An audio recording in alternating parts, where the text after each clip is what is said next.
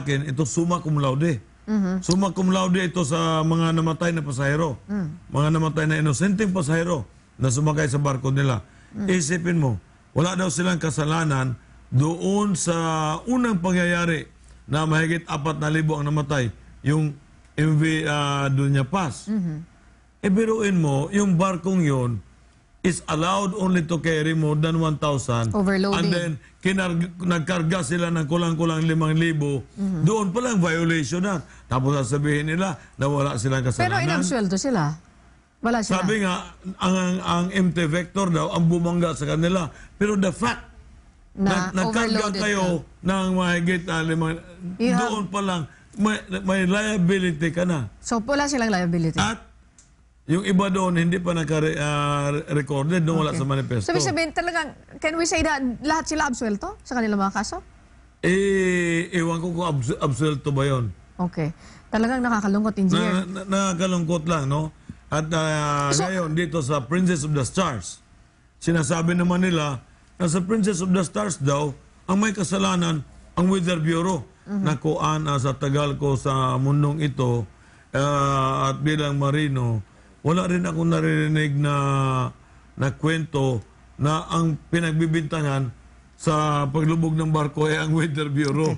Okay. Dito lang naman yan sa Pilipinas nangyayari. Okay. Biruin mo naman, Weather Bureau, ang sisihin mo ng paglubog ng barko? Aha. Okay. Engineer, si Dr. Max Mejia ay na-interview na rin natin yan. In fact, nakakatalamitan mo rin yan.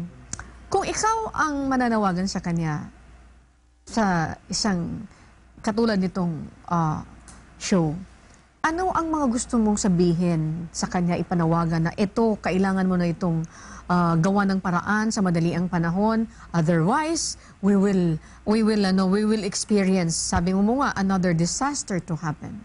Mayroon pang trahedya na susunod after this. Ang pinaka-urgent na gawin natin dito, no, is suspend all the vessels of itong yung mga involved Pacific, Span Asia, at saka yung Tugo. All the vessels. Suspend them, lahat sila? Lahat ng barko. Conduct immediately. No? Kasi, do we have to wait for another disaster? So, ibig sabihin, talagang mapuputol yung negosyo nila? The reason why ganyan, kasi nakikita ko na sa bawat barko na may lulubog, natitrace ka agad natin na yung kabilang barko, yung ibang barko nila ganon din. Okay. Naging kultura na sa kumpanyang yun. Kultura, ha? Kultura. Naging kultura. Kagaya nito Sulpicio Lines. Another libel case. Naging kultura na nila. It's very sad to say this, but even the former administrator of Marina say this, na son, nakakalungkot talaga. Okay. Kasi naging kultura na sa kumpanyang yan na naging pabaya sila. Now, kung isususpend yung recommendation ninyo, ay isuspend lahat ng mga sasakyang pandagat ng Sulpicio Lines, what will happen? Yeah, isuspend natin. For how many days? It depends. Okay. It depends. Titingnan ko, ang unang gagawin ko, i-assess ko muna ang competency ng mga opisyal. Kung talaga bang are the competent officers. So you will start from the Officers. yes, from the officers, yung mga nagpapatakbo ng barko. Yeah. From the captain to the engineers, mga ganyan. Kasi imposibleng kamali sila ng decision dito sa panahong ito, no? Kaya alamin natin ang kanilang competence. Now, after that, titingnan na naman natin ang seaworthiness ng barko. Oh, Lahat-lahat. Naku, matindi yung titingnan natin. matindi Now, yung recommendation mo, ha? kung mayroong deficiency, they have to rectify the deficiency. And that is the time for them to go kapag na-rectify na lahat ng mga deficiency. Hindi napapayagan kung hindi nila ma-rectify. Okay. Like this, itong barko na to na MV Princess of the South, no?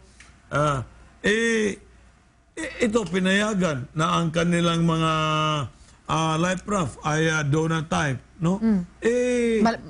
Para sa akin, bakit mo papayagan yan? So, I-advise mo talaga sila yung inflatable life raft na yan talaga ang dapat na life raft nagagamitin. So kung pinayagan ito, that is the problem of Marina. Why they allow the Sulpicio Lines to use That is the question now. Why did you allow it to sail? Now you know. When you saw unseaworthiness of that vessel. Okay, alam mo, engineer, I think we have a take on this. Meron tayong another episode on this. Maybe we can invite you can invite the former Marina head, Vic Suazo. Vic Suazo, yeah. And then, In fact, I was about to invite him. Yes. He has an important meeting in Cebu. okay. And we will also ask Today. panelists, no, para at least makapagtanong sila para malaman talaga natin sino ba talaga ang dapat masisi dito. At the same time, maliban dito sa recommendation ni Engineer Nelson, siguro yung kanyang recommendation na sinasabi, suspend all. Hindi lang siguro dito sa Sulpicio, lahat ng mga barko na para ma-examine yung kanilang competence and seaworthiness. Engineer, thank you. And your parting message, habol tayo ngayon. Pero sa susunod, we will tackle more on this. Ganito siguro, sa sunod na programa natin, sa sunod linggo, Yes. ito pa rin ang pag-uusapan natin kasi napaka-importante ito. Buhay ng tao. Naman. Ito mahigit 100 na naman kasi ang namatay, sinasabi kanina ng umaga, 74. Then sa 74, meron namang 40 pa mahigit ang That is missing. correct. So, Kung inabot na ilang araw yung missing na yan, tiyak na patay na yan. Ando na yan sa ilalim ng dagat. Thank you so much, Engineer. Salamat sa iyo. Yeah, ang parting message ko masasabi dito na dapat magkaroon kaagad ng assessment, no? Competency assessment. Okay. Engineer Nelson, thank you so much. At antabayanan po muli sa darating na Miyerkules. Ito pa rin na ating pag-uusapan sa Tinig ng Marino. Huwag kayong aalis. Sa pagbabalik natin, pag-uusapan naman natin ang may kaugnayan naman sa kaligtasan at kalusugan, chemical safety.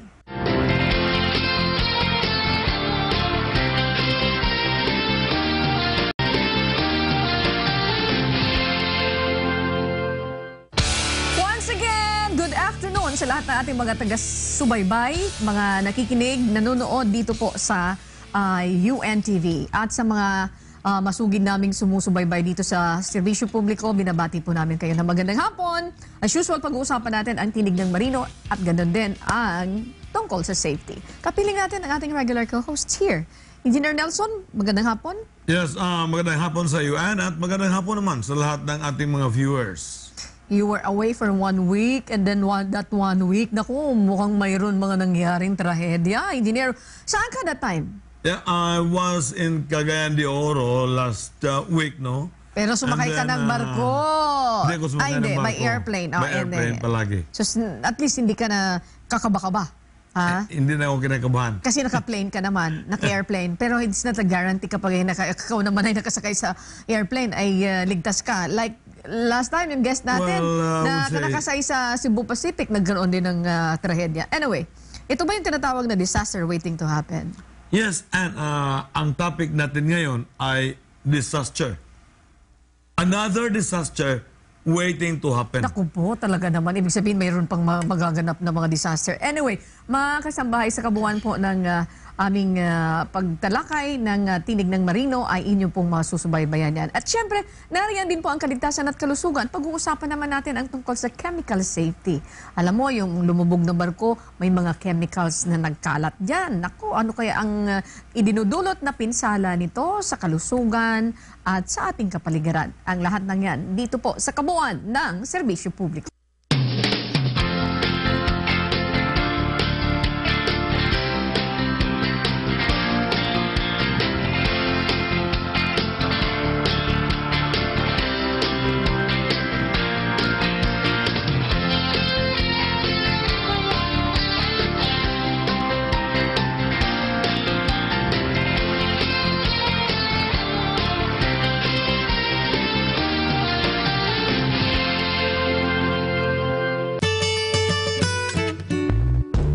You are watching Serbisyo Publiko.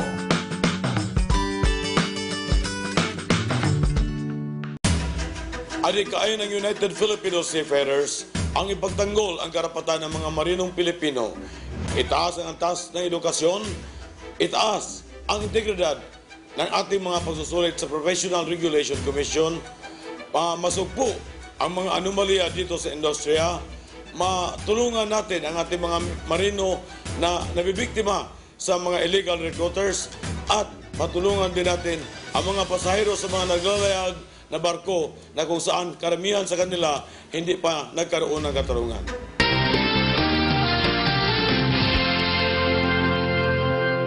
Yes, once again sa lahat ng ating mga kasambahay, dito po tayo ngayon sa Tinig ng Marino. Isa ito sa mga segment ng serbisyo publiko.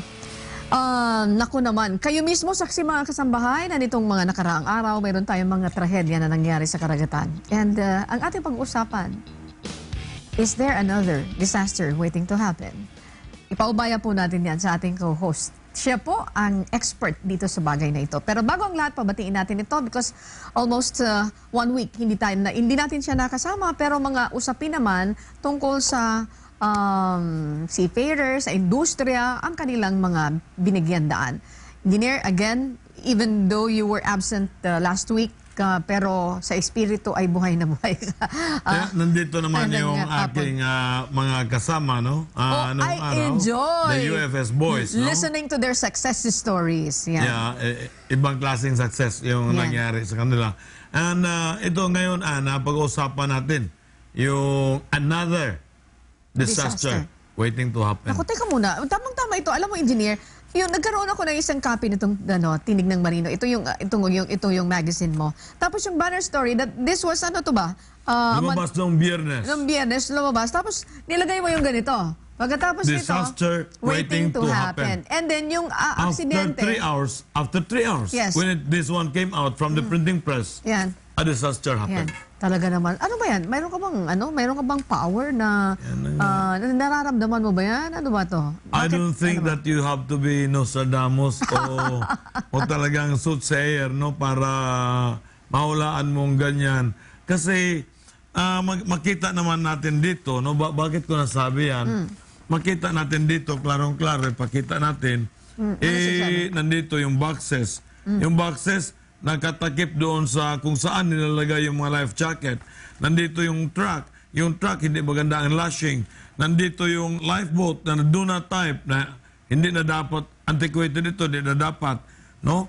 Nandito rin yung fire hydrant na hindi na kayang buksan. Okay. Can we reiterate this one by one, engineer? Okay. Yung sinasabi mo dito, what is this? Ito na muna, engineer. What is this? What is this? Ito yung do not type lifeboat, no?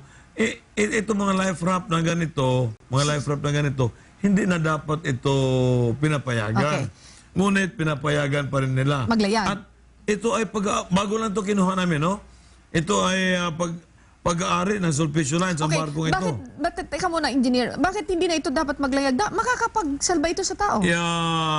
Antiquated na to. Ibig sabihin, kasi luma na yan.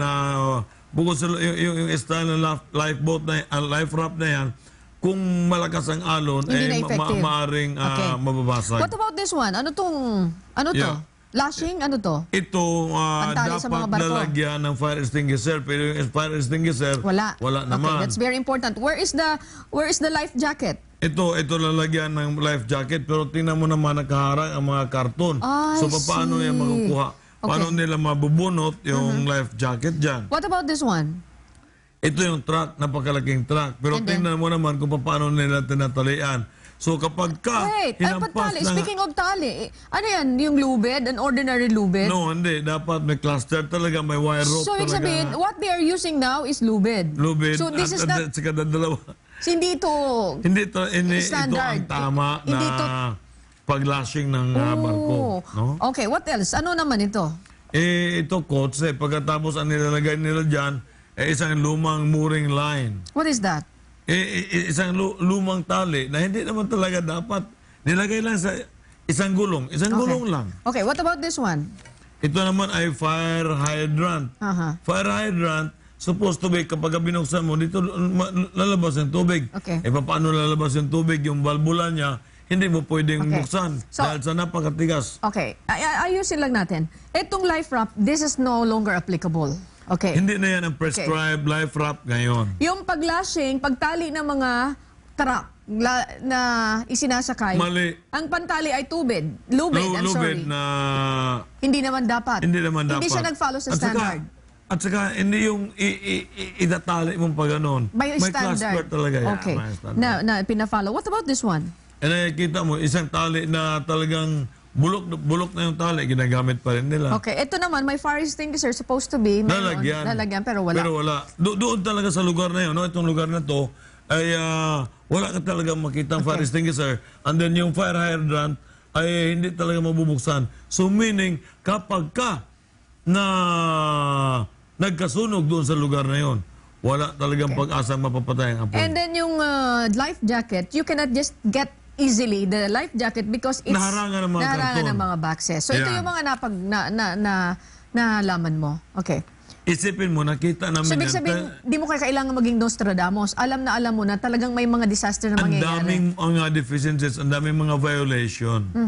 So, hindi mo na kailangan maging soothsayer ka na, ganito mangyari. Okay, Kaya alam na natin eh. Nakakatiyak ka na. Marami pang mga disaster ang mangyayari. Yeah, marami pa. Ang kaso lang kasi kagaya no lumubog yung sa Medallion Shipping, yung MV Our Lady of Mount Carmel. Ang sinasabi naman nila, maaring ipo-ipo daw. Sabi ko, So, okay. alam naman natin yung ipo-ipo, hindi naman mangyayari dyan na ipo-ipo, hinigop daw ng malaking ipo-ipo yung barko. Dahil sasabihin na lang natin, baka siguro higanting syukoy. O kaya higanting o dambuhalang pugita. Okay. Ang Sumampa. ang Umagat. humatak sa barko pa ilalim sa dagat, Okay. no? Engineer, let's talk about the MV Aquinas and then yung, ano ba yung nakabanggaan ng MV Aquinas? What is that? MV Aquinas and At saka Solcon Express, Special Container Express 7. Okay, may sinasabi nila na ito ay nasa choke point. Malapit na ito doon sa port ng Cebu. At very narrow daw po yung place na yon dahil nga sa makitid sa madaling salita.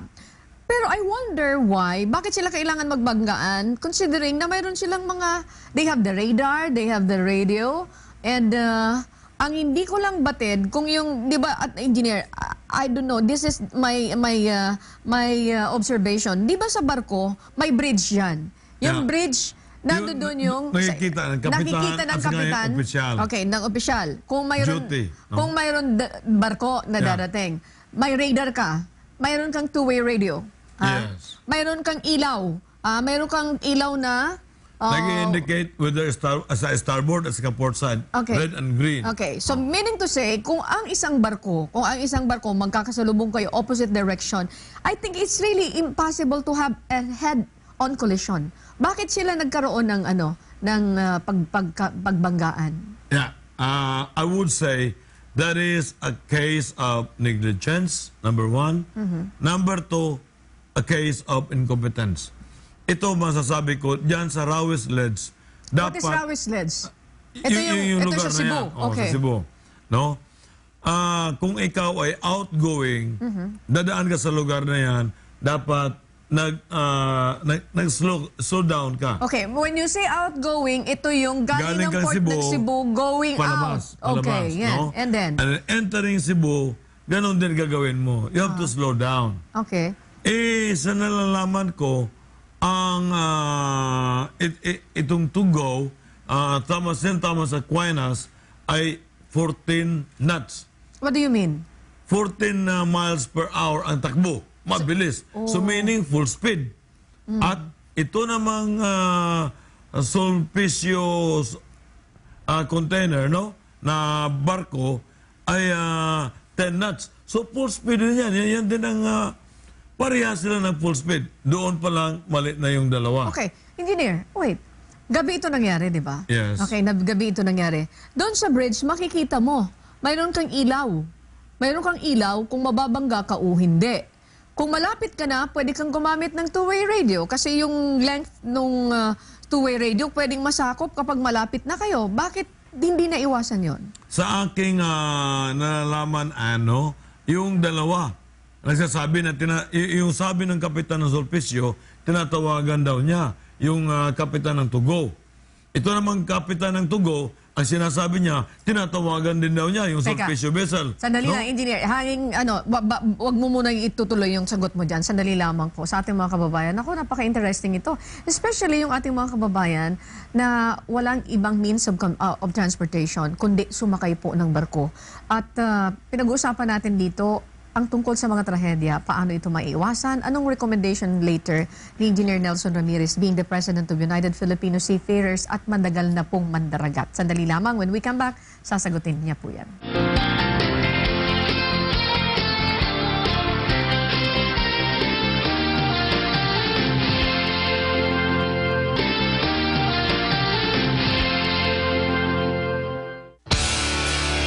Muli tayong nagbabalik sa ating programang Tinig ng Marino Serbisyo Publiko. Engineer, you answer my question now. Bakit sila nagbanggaan? Nando doon ka sa taas, sa bridge, malalaman mo kung mayroon paparating na barko at mayroon kang communication. You have the radar. Mayroon kang, what do you call that, navigational line na dadaanan Vessel ninyo. Traffic Separation Scheme. See? So meaning to say, anong problema doon? Unless na natutulog ka, hindi mo malalaman mayroon dumarating na barko. Unless na ikaw ay natutulog, hindi mo magagamit yung two-way radio mo. And yung navigational lane na dapat mong tingnan, are you not aware of that? Hindi mo ba alam? 200 meters actually. Oh. Ang tinatahat mo isa, 200 meters din doon. Oh, sige. So both of them has 200 meters So- to maneuver. Okay, so hindi naman what is- ganun kakitid talaga So masyado. what is the problem? Bakit nangyari yan? Parehang sinungaling. Kasi sabi, nung kapitanong isa, tinatawagan daw niya yung sa Tugo. Sabi naman ng Tugo, tinatawagan niya And who will yung... determine who is lying then? pareha between sila the na two? sinungaling. Pareha. Ang ibig sabihin, pareha sila na sinungaling. Okay. Pareha silang hindi na tinatawagan ang bawat isa. Okay, we have a text question here. Yan We ang will accommodate malalaman this. natin. Engineer, with your permission po, we have a text question here. 2 kilometers ang normal distance na kailangan ng barko. Bakit hindi na-detect ng radar? Okay. Nadidetect ng radar yan, malayo pa yan. Dapat sa malayo pa lang, tinatawagan din niya. Kung halimbawa, a vessel on my port side, you are in this direction. I am also in this direction, no? I am heading like this. And our closest point of approach will be in 15 minutes or something like that. What is your intention? So pag sinabi niyang, my intention is to go this way. So sasabihin mo, okay, port to port tayo. So port to port, iiwas ka, I will move this way, you will move this way. May iwasan ninyo.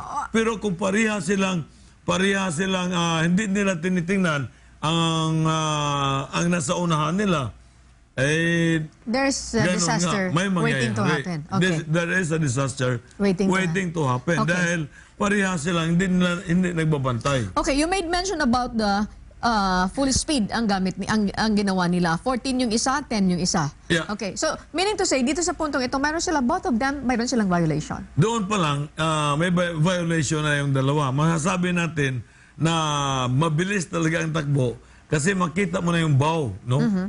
Nguso, yung bow ng barko. Talaga namang nawasak. Okay, engineer. So malakas ang impact doon. Okay, another thing. Okay, may sinasabi tayo doon na it's really impossible na magkakaroon ng head-on collision yung dalawang barko kasi nakikita nila sa taas, may radar, may communication, may navigational lane na dadaanan sila. Pero kung halimbawa yung barko nasa buntot mo, ibig sabihin nasa likod mo, you don't have the signal, wala kang lights na magdedetermine. Right now, I don't know if I'm right doon sa sinasabi ko. Sa harap, mayroon lights. Pero sa likod, paano mo malalaman para hindi ka mabangga? The same ba? Kung mayroon lights sa front, mayroon din sa buntot. Meron din. At saka nakikita din yan sa radar. Parang katulad din ng Nakikita pa kotse. rin yan sa radar. Okay, so imposible na hindi talaga makita. Kahit ikaw ay Imposible, nasa yeah. buntot. Hindi mo Yeah. pwedeng mabangga yung barko na kasunod mo. Mababantayan mo rin yung mga barko talaga na nandyan at mababantayan mo kasi pag nakita mo, no, titingnan mo ngayon sa radar. Tapos ipa-plot mo na, i-plot mo. Malalaman mo ang kanyang speed at malalaman mo rin ang kanyang direction. So masasabi mo, matawagan mo siya that you are heading to this direction. I'm heading to this direction. Our closest point of approach in 15 minutes will be only these matters. Okay. So what is your intention now? Sasagot naman yung kabila. My intention is to move to this direction. Okay, so ibig sabihin, if you have that communication, if the communication is open, talagang hindi sila magkakaroon ng trahedya. Pero kung magsinungaling silang dalawa, talagang nagmababanggaan sila. And then who will determine who is lying between them? Parehas silang nagsinungaling. Is it, sa investigation na yon? Yeah, malalaman din yan. Okay. Malalaman din yan. Kasi kung sinasabi nilang tinatawagan, yung isa tumatawag sa isa, yung isa tumatawag sa isa, bakit hindi kayo nagkaranigan? Okay. Now, engineer, nagbubulahan na lang tayo dito. mayroon lang akong napapansin because during the time of the former OIC, Attorney Nick Conte, I don't know. May isang taon siya. Oo, pero wala akong narinig na major maritime disaster. Yeah, no? Pero yung pag-upo nitong si Dr. Max Mejia, naku, sa loob ng... Wala pang 3 buwan. Oo. Nagkadalawang major. Yeah. Ito ba, malas ba siya or what? Masasabi ba natin? Ako, hindi ko naman masabi na mamalasin ka talaga eh. Kailangan marunong ka para hindi ka malasin. Kung ngayon, kung hindi mo alam, kasi if you remember, during the time of Attorney Nick Conte, And he was so aggressive. in a span of 3 months, he was able to suspend ground 187 vessels. So for minor violation, sinususpend ka agad niya. Chine-check ka agad niya, no? Tinitingnan niya ka agad. In-inspeksyon ka agad yung barko. Is that the reason bakit madali siyang nawala? Kasi he suspended several barko. Hindi naman Baka may siguro. anyway. Dahil kahit yung mga ship owner ng panahon yan, ay nalaman naman nila na meron talaga silang violation. Okay. So, ibig sabihin, so aggressive itong si Attorney Nick It is Conte. also for their own safety of that of that shipping company. Na-save ko yung barko mo dahil nakita ko yung mga deficiencies na hindi na dapat ninyong nagawa ng correction, di ba? Speaking of the deficiencies na nakita during the time of Attorney Nick Conte, itong panahon ni Attorney, hindi naman po tayo sa gustong mag-compare, but bawat isa sa atin siguro nag-iisip, if you can make a recommendation paano maiwasan yung mga disaster sa karagatan, much better kung lahat-lahat tayo ay tutulong dito. Hindi na masasabi ba natin na medyo slow lang itong si Dr. Max Mejia? When MV Our Lady of Mount Carmel sank, no, ang suggestion kasi ng isang marina director ay isuspend yung fleet ng medallion shipping. Ngunit yung isang chief of staff na abogada na brilliant na estudyante ni Dr. Mejia sa World Maritime University, sinasabi niya na wala daw tayong pagbabasihan. Ang akin naman, anong walang pagbabasihan? Lumubog na nga, may namatay na nga. So, ibig sabihin, Hindi ba pwedeng pagbabasihan natin yan? Hindi ko naman isususpend ang iyong franchise o yung tinatawag na certificate of convenience. I will just suspend you temporarily because I would like to check if you are implementing the international safety management. Sabihin, kayo din mismo ay nagkakaroon na nagbibigay kayo ng recommendation, pero parang the way I look at it, batay doon sa sasabi nyo, nagka-clash kayong dalawa. Hindi kaming dalawa. Kasi nagka-clash kami ng idea ng kanyang chief of staff. Kasi ang idea ng kanyang chief of staff ay hindi pwede. So, ibig sabihin, nagbibigay ka na rin ng mga recommendations kahit hindi hinihingi nila? Nababasa mo naman yan sa Okay. sa tinig ng marino. Nagbigay tayo kaagad talaga. So, yung recommendation mo was ignored or was not honored? They It are not was not open honored to that? by, not by him, but he prefers the suggestion of the chief of staff. Okay. So, sa kabila ng mga recommendations mo pala, engineer, ay kasi maraming after that, lumabas ka sa pahayagan sa Philippine Star. Yes. Lumabas ka. And then, were you interviewed by that, I was interviewed Okay. by him, no? Now, At saka, yung mga violation, no, doon sa isang TV program, pinakita din yun sa kanya na itong mga nangyayari. pero sa kabila Itong nun, nakita- anong ginawa niya? wala pong nakitang action. Okay. And then aside from that, no, just a week nang pumasok siya, sinabi ko nung pumunta siya doon sa Coast Guard, at sinabi ko rin sa commandant ng Coast Guard, it's high time now that we start the emergency readiness and honest to goodness emergency readiness evaluation. What is this? And machinery readiness evaluation. What is this? Mari. To conduct the crew, no, on their capability in case of any emergency if they are ready. Conduct Emergency readiness evaluation. Okay, mamaya. And then machinery readiness evaluation as to whether yung makina mo ay talaga bang in top condition sakaling magkaroon tayo ng emergency. Maganda yung pag-uusapan natin sa susunod. Ano po, mga kasambahay, sa pagpapatuloy natin. Kasi speaking of readiness, doon sa pag-rescue, naka-ready ba? Doon sa makina, bakit pagkabangga, I don't know, tama ba? Yung sinasabi, immediately lumubog. Bakit kaya? Ibig sabihin, dispalinhado ba yung makina? Lahat ng yan ay sasagutin sa pagbabalik po ng Tinig ng Marino dito pa rin sa Serbisyo Publiko.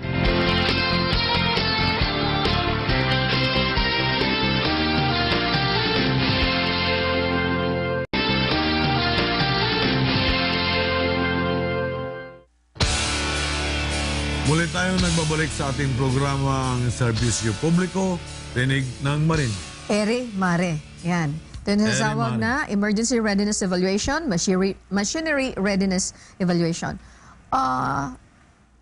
Kabilang ba dito yung pagkabangga mo, pagkatapos lulubog yung mga tao, i-rescue mo sila? Nakahanda ba tayo doon? Yan ang mga ganon. Sa oras na lulubog ang barko, sa oras na magkaroon ng sunog, anong gagawin natin, no? Kasi kasama dyan ang fire and boat drill, kasama din dyan ay yung yung boat drill na nga, Okay. no, abandoned ship. Okay. Abandoned ship, no? Kung paano kayo mag-abandon sa barko. As far as your as far as your assessment is concerned, nakita mo yung mga nangyari nung pag-rescue, wala silang life jacket, and then masasabi natin, ano sila, nag-undergo ng ganyan, o kinalimutan, o kaya pumasa ng dahil sa mga palakasan system? Ang masabi ko rin anong panahon na yun, no? Kung yung mabilis kasi ang pangyayari. So, mabilis kasi. Kaya walang time na To prepare. kung saan sila maghanap ng life jacket. Okay, pero di ba, engineer, dapat siguro ang life jacket kung saan ka nakupo, doon na lang sa ilalim, individual. Yun na nga dapat talaga. Malapit sa iyo. Malapit sa iyo. Pwede ba yan? Kung saan sa nakaupo, doon sa ilalim ng upuan mo. Kung yung nakita natin... Can you make a recommendation on that? Gano'n naman talaga sa isang kabina, no? At kung saan sila sa barko, may tiyeras, nandyan yung mga life jacket. Pero dito sa mga nakita namin, yung life jacket ay nandoon lang sa isang lugar, no? Nandoon lang sa isang lugar na malayo. Hindi naman lahat ang... Correct. Paano kung matanda? Paano ka makaka... Ang problema, kung emergency talaga, magtatakbuhan sila doon. Pag magtakbuhan sila doon, sa stampede pa lang may mamamatay na. Okay. Engineer, left and right na rin ang mga nasaksihan natin ng mga trahedya dito sa Pilipinas. At ang sinasabi nga, yung mga involved dito ay nagpapalit lang ng pangalan tulad ng Philippine Span Asia Carriers Corporation. Ito yung pangalan ng bagong Sulficial Lines. Marami na itong kinasangkutan. And I don't know kung tama yung aking pagkakaalam na walang pananagutan sila sa mga bagay na ito. Ibig sabihin, na-absuelto ba sila dito? Yun ang pinagmamayabang nila na sa mga lahat daw ng pangyayari, absuelto naman sila. Dito na, no? Kasi itong Sulpicio Lines,